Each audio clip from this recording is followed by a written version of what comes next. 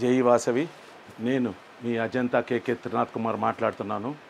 త్వరలో అంటే వచ్చే నెల సెప్టెంబర్ 2, 3, 4 మన యొక్క తిరూరులో ఉండే కన్యకా పరమేశ్వరి గుడి కుంభాభిషేకం జరుగుతుంది.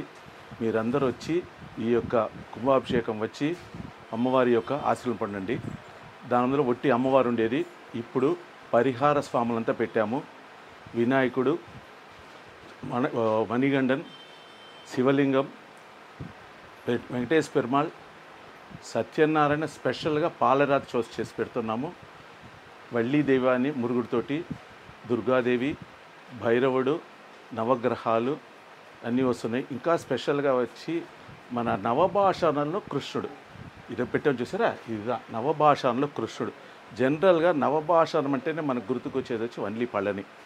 మనము స్పెషల్గా వరల్డ్ ఫస్ట్ టైము కృష్ణుడిలో చేస్తున్న నవభాషణం. మీకు అందరూ తెలిసిన నవభాషణ యొక్క ప్రయోజనం ఏమని, నవభాషణ విగ్రహంలో చేసిన అభిషేకం పాలు కానీ నీరు కానీ చందనం కానీ తాగితే తింటే మనకి తెలియని రోగాలు పోతుందన్న నమ్మకం ఉంది.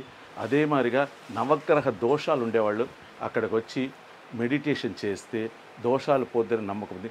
మీరందరూ వచ్చి మీ స్నేహితులు, రిలేషన్స్ అందరికీ చెప్పి ఆ రోజు తప్పకుండా రండి.